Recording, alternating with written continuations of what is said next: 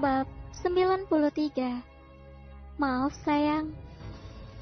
Kenan menarik kursi yang ada di sana dan duduk di samping sang istri yang tengah berbaring. Tangan kanan mengelus perut Hanin, sedang tangan kirinya mengelus wajah itu. Aku beneran hamil? Tanya Hanin. Ia meminta sang suami untuk membantunya duduk. Kenan pun berdiri, mengangkat tubuh Hanin dan membereskan bantal agar dapat disandarkan dengan nyaman oleh sang istri. Terima kasih. Hanin tersenyum. Kenan pun membalas senyum itu lalu kembali duduk di depannya. Aku juga terkejut mendengar berita ini, karena sebelumnya tidak ada tanda-tanda bahwa kamu sedang mengandung. Kenan menggeser kursi yang ia duduki agar lebih dekat dengan tubuh sang istri. Iya, aku tidak merasakan apapun. Hanya terakhir, memang masa periodiku sangat sedikit. Please, jangan bertindak sendiri, oke? Untung saja bayi kita masih selamat. Kalau sampai terjadi apa-apa denganmu dan calon bayi kita, aku akan murka pada Vanessa. Hanin menggeleng. Tidak, Ken. Bukan salahnya. Ini salahku, aku yang menemuinya. Tapi untuk apa, ha? Kamu tahu Vanessa orang yang frontal. Ucap Kenan kesal. Ya, aku pikir dia tidak seperti itu. Tidak semua wanita sepertimu, sayang. Kenan menempelkan keningnya pada kening Hanin. Maaf, sayang. Ucap Hanin lirih. Mulai sekarang, kemanapun kamu pergi harus bersamaku. Harus aku yang menemani. Hanin menggeserkan kepalanya dan menatap lekat wajah sang suami. Serius? Kamu kan sibuk. Tidak ada kata sibuk untuk ibu dari anak-anakku. So sweet. Kata Hanin genit membuat Kenan semakin gemas. Jangan memancingku. Memancing apa? Tanya Hanin pura-pura tidak tahu. Padahal ia memang sedang menggoda suaminya. Dokter bilang, kamu harus bed rest. Dan kita tidak boleh berhubungan selama 1 minggu ke depan. Hanya 1 minggu? Masa sih? Biasanya kalau bed rest itu memang tidak boleh kontak fisik selama 1 bulan, bukan? Hanin meledek suaminya yang memang tidak pernah kuat untuk tidak menyentuh dirinya walau hanya 1 hari. Kenan memajukan tubuhnya dan mengungkung tubuh sang istri yang tengah tersenyum menyeringai. Itu sama saja kamu menyiksaku. Hanin tertawa. Latihan, jadi nanti pas puasa 2 bulan setelah aku melahirkan kamu gak kaget. Riza mengendarai mobilnya sendiri, sedangkan Hazel mengantar Vina pulang karena hari semakin gelap. Riza mengendarai mobil menuju alamat yang ia lihat dari ponsel Hansel. Ia segera mendatangi rumah paman Vanessa, karena sejujurnya ia pun sangat merindukan wanita itu. Beberapa menit kemudian Riza sampai di depan rumah itu. Ia melangkahkan kaki perlahan mendekati pintu rumah itu, dan menekan bel.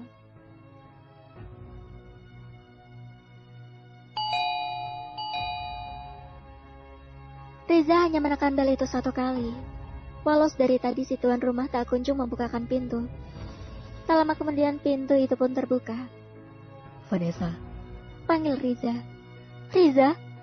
Vanessa pun terkejut dengan sosok yang 1 bulan kemarin telah menghilangkan sedikit rasa sedihnya karena dicampakkan Kenan. kamu di sini. Tanya Riza. Vanessa mengangguk. Di mana paman dan bibimu? Riza mengedarkan pandangan ke dalam rumah itu. Mereka sedang ada urusan di New York beberapa hari ini. Kamu ditinggal sendiri. Tanya Riza lagi dan Vanessa pun langsung mengangguk. Mereka berdiri berhadapan dan bersikap canggung. Kamu tidak menyuruhku masuk? Tanya Riza. Oh ya, sorry. Vanessa membuka lebar pintu itu dan menyuruh Riza untuk masuk. Kemudian Riza duduk di kursi tamu, dan Vanessa pun duduk di depannya. Kamu tahu, aku memegang perusahaan Kenan di sini. Kata Riza memulai percakapan. Jadi kamu juga tinggal di kota ini? Tanya Vanessa tak percaya. Riza mengangguk. Persisnya setelah kamu pergi dari apartemenku waktu itu. Vanessa tertunduk malu. Ia malu karena telah memilih ikut bersama kedua orang tuanya yang tidak memilih Riza, karena ia belum siap untuk hidup sederhana. Aku mencoba meniti karirku di sini. Aku ingin sukses, agar kamu bisa memandangku. Vanessa menegakkan wajahnya ke arah Riza. Maaf, Za. Dan sekarang, kamu membuat kesalahan pada wanita yang dicintai Kenan. Vanessa membelalakan matanya. Ia kembali teringat dengan darah yang mengalir di paha Hanin. Bagaimana keadaannya? Apa dia baik-baik saja? Bayinya, apa Hanin sedang mengandung? Vanessa panik dan takut. Riza mengangguk. Ya, Hanin mengandung. Dan untung saja bayi itu selamat. Tapi sepertinya Kenan tetap akan memberimu perhitungan. Riza, aku tidak sengaja. Aku masih emosi melihat wanita itu. Ayah membuangku karena dia. Kenan mencampakkanku karena dia. Teriak Vanessa. Sekarang semua popularitas dan kemewahanku hilang. Aku harus tinggal di rumah sederhana ini. Vanessa menangis. Diam, Nes. Bisa tidak kamu tidak menyalahkan orang lain? Hanin datang ke sini dengan niat baik. Dia ingin minta maaf padamu. Dia juga ingin menyatukan kita, karena dia tahu kamu sedang mengandung anakku. Vanessa mengangkat wajahnya dan menatap Riza. Ia terdiam. Mulutnya seolah bisu dan tak mampu berkata-kata. Apa yang akan Kenan lakukan padaku? Tanya Vanessa lirih. Sungguh ia takut pada Kenan. Hanin tidak akan membiarkanmu masuk penjara. Dia pasti akan membujuk Kenan untuk tidak memperkarakan ini. Vanessa tertunduk lesu. Ia pun menyesali tindakannya yang sangat brutal tadi. Memang, ia tidak bisa mengendalikan emosi atas dasar itu pula. Kenan tidak pernah mencintainya. Vanessa menangis, dan Riza pun mendekati wanita itu.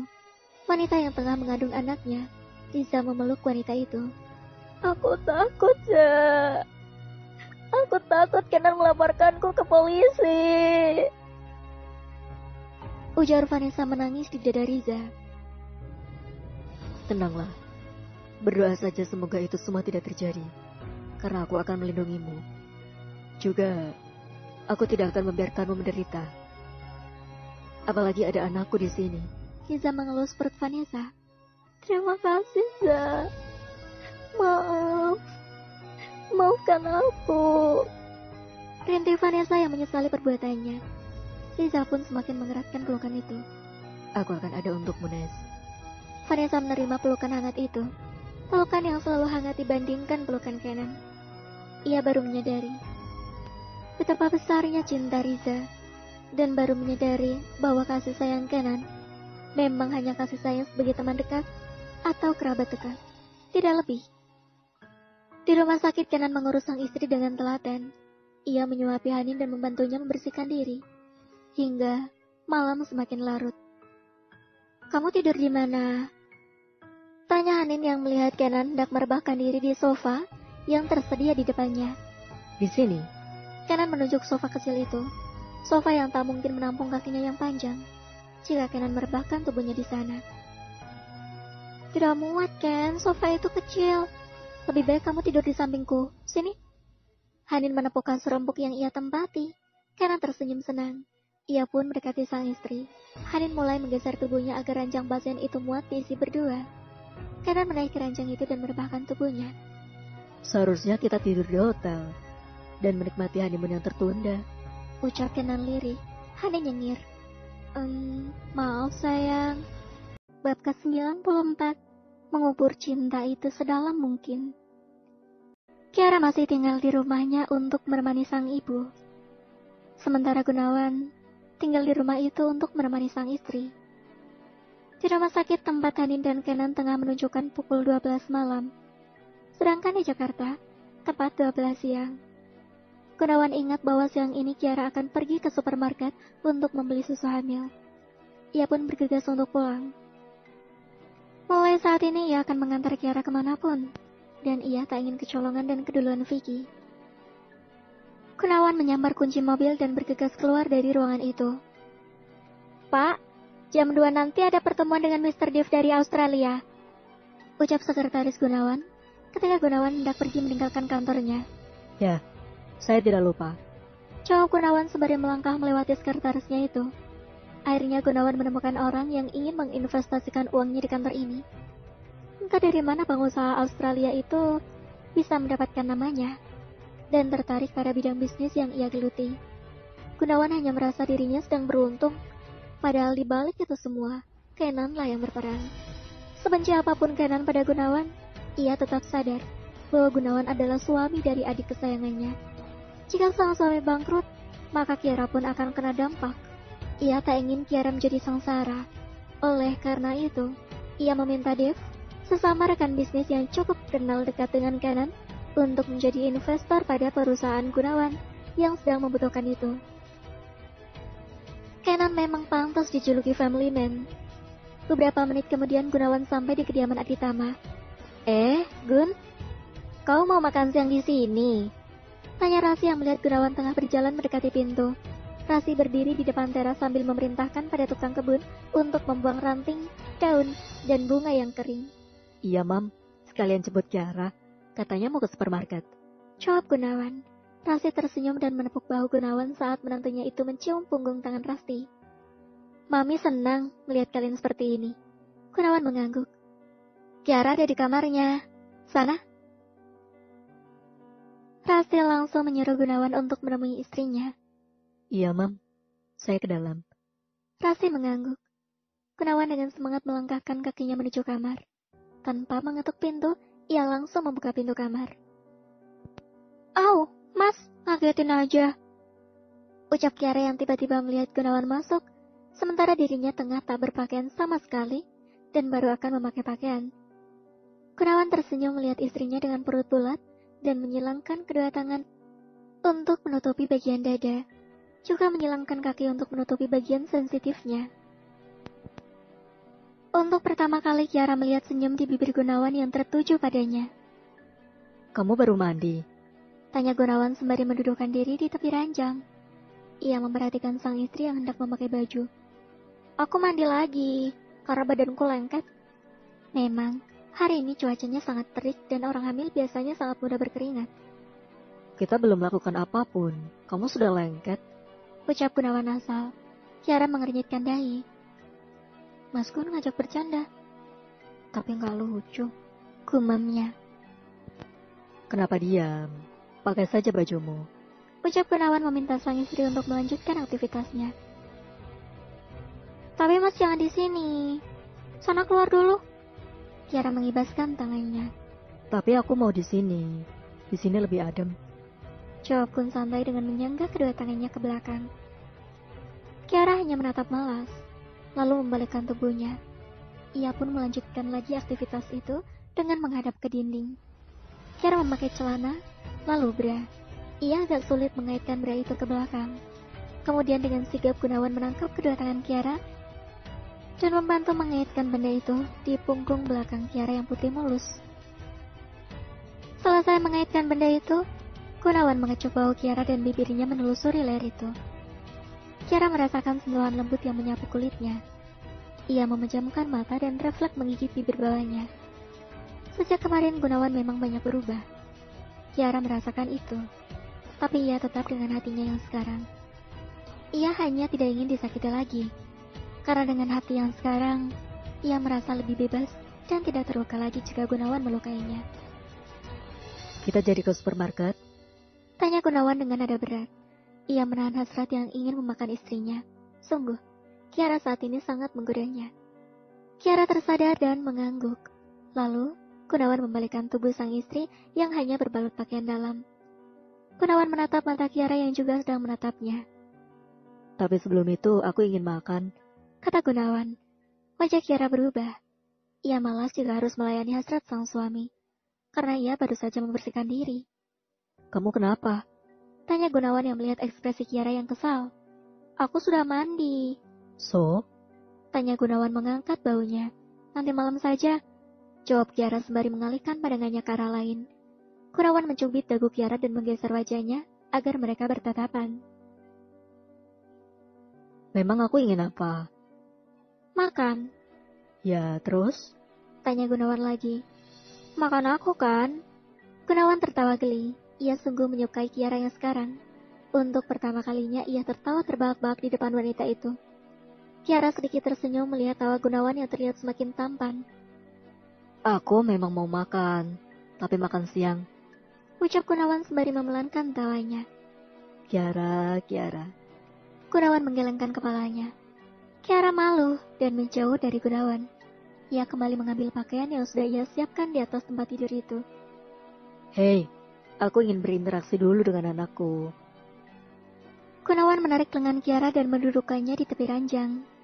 Ia berjongkok di hadapan Kiara dan mengelus perut bulat itu. Hai girl, apa kabar? Kamu belum makan?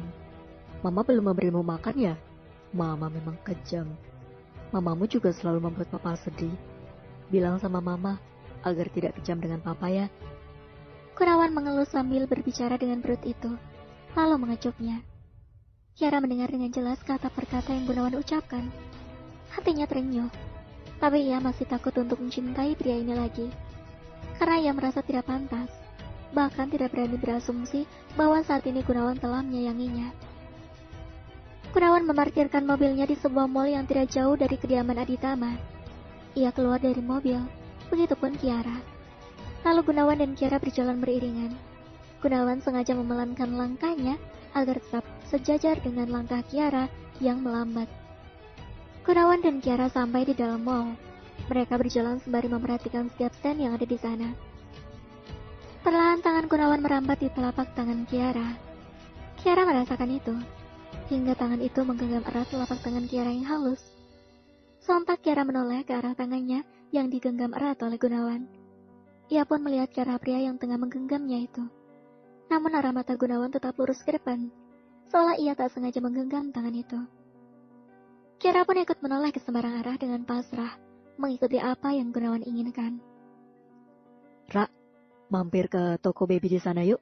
Ajak Gunawan mengarahkan pandangan Kiara ke arah yang ia tunjuk. Kiara mengangguk. Kebetulan memang ia belum sama sekali membeli keperluan bayi. Gunawan dan Kiara memilih-milih pakaian wanita. Mas, ini lucu, ucap Kiara menunjukkan baju tidur berwarna pink pada Gunawan. Iya lucu, ini juga lucu. Gunawan menunjuk sepatu bayi yang juga berwarna pink pada Kiara. Kiara tersenyum, begitupun Gunawan. Mereka terlihat bahagia. Mungkin orang yang melihat adegan ini tidak pernah menyangka bahwa kedua pasangan suami istri ini sebelumnya pernah mengalami badai yang hebat. Walau saat ini, badai itu belum usai, namun setidaknya lebih baik. Ra, yang ini juga bagus, ucap Gunawan saat menunjukkan satu dress bayi perempuan. Bruk. Saat Gunawan menoleh ke samping yang mengira Kiara masih berdiri di sampingnya, tapi ternyata ada seorang wanita yang justru menubruknya. Hingga semua barang yang wanita itu pegang pun berhamburan di lantai. Maaf. Tanpa menoleh ke arah wanita itu, Gunawan langsung jongkok dan memungut barang yang berserakan di lantai. Sementara wanita itu mematung, melihat pria yang tengah berjongkok itu adalah pria yang pernah mengisi hari-harinya dulu. Pria yang pernah menjadi kekasihnya dan mengambil kehormatannya di masa belia. Maaf, aku telah. Perkataan Gunawan terhenti saat ia mendongak dan melihat sosok wanita yang berada di hadapannya. Gunawan perlahan berdiri dan memberikan barang yang terjatuh tadi pada wanita itu dengan mata yang tak henti menatapnya. Mereka saling berpandangan lama. Wanita itu semakin cantik berdiri di depan Gunawan dengan tubuh proporsional dan polesan make up natural. Wanita itu pun tak terlihat sedang hamil, namun ia membeli cukup banyak perlengkapan bayi. Mas, Kiara mencari Gunawan dan melihat pria itu tengah bertatapan mesra dengan wanita yang tidak ia ketahui. Karena wanita itu berdiri membelakangi Kiara. Kiara tersenyum. Memang, ia harus mengubur cinta itu sedalam mungkin agar tak lagi merasa sakit. Lalu Kiara meninggalkan Gunawan dan keluar dari toko itu sendiri. Bersambung. Terima kasih sudah mendengarkan.